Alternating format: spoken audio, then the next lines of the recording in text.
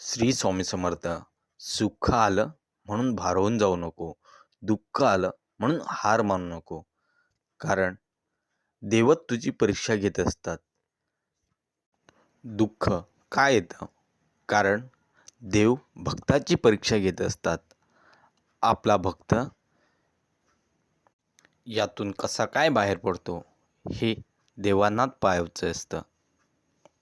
जो यातून तरुण भक्ती मार्गाला लागला तोच खरा यशस्वी झाला. श्री स्वामी समर्थ. श्री स्वामी समर्थ. जीवनामध्ये भक्ती मार्गाशिवाय पर्याय नाही. म्हणून सर्वांनी नामस्मरण करा, देवाची भक्ती करा. दुःख आलं म्हणून देवांना विसरून जाऊ नकात आणि यश मिळालं म्हणून भारावून जाऊ नकात. कारण देवच तुमची कसोटीची परीक्षा घेत असतो.